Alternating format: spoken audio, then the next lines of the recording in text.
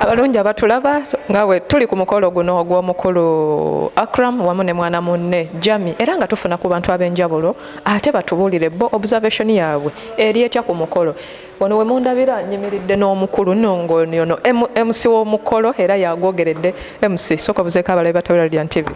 Mbalamusizaako mwenna abalabi ba Tawira Radio Tawira TV mubali kubeera nga mugoberera ensonga zino ddala ez'omukolo. Amanya n'eddoboozi. Amanya gange nze Johnson Sengendo nze mbadde MC w'omukolo guno ogwa Akram. Aho wennyini wenjagala otandikira nsonga ki ezo ze basinziddeko kulonda nga MC? Ensonga zabadde nga bbiri ekisookera ddala nti ndi mufumbo obufumbo mbuluddemu. Omufumbo gwe bawo bwa MC. Nakyo kiba kirungi kuba obeera omanya ebintu bwe bitambula. Ndi mufumbo era mbumazeemu emyaka egiwererako ddala so yabadde qualification emu ate n'ensonga endala eyannondesezza nga ndi mukwano gwa Akram esinyawo. MC omukolo guno ogulabye otya nga gwe kalabalaba waago agwogeredde? Ekyamazima omukolo guno gubadde mulungi nnyo era challenge ebadde y'amaanyi nnyo eri abo abatannaba kubeera nga beetwalira obufumbo nga buno kuba si kyangu nnyo muntu kubeera nga ku ddungu nga kuno n'obeera nga okkiriza okufumbirwa oba okuwasa. Kitwala ki maanyi ssente okukola ekintu ekifaanaganako bwe kiti ekisooka omukolo guno gubadde gw'amaanyi nnyo oba tuguyite gwaba VIP oba gwaba corporate kyonna kye tuba tukituuma. Kitwala kyo tegeka omukolo ogufaananako bwe guti?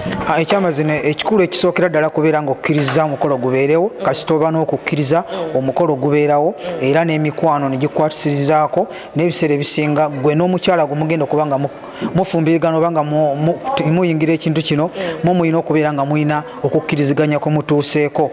Ebiseera ebisinga oluusi tekigamba nti oba olina kubeera ng'olina ssente nnyingi nnyo kuba ino hoteri gye tubaddemu ze bayita 5-star hotel ya bbeeyi naye nga emikwano nayo gye bakikola kinene nnyo okulaba ng'otegeka omukolo nga guno. Sijja kwogera bingi abantu bangi ab'okukwasaganya abantu bangi betulina sisinkana batuwe ku bo observation yaabwe ebadde etya tuwe obugambo obusembayo eri abantu abafumbiddwa abagole baffe ab'olwaleero n'abantu abatannaba kufumbirwa.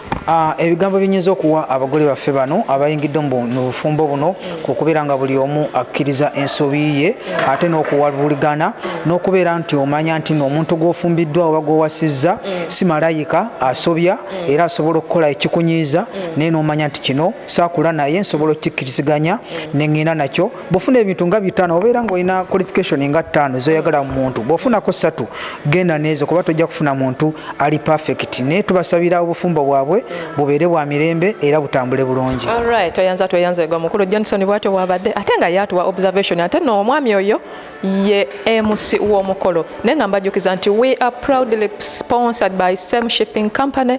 Abo nno munnaye basaabaza bintu obikubikutwalira e Uganda.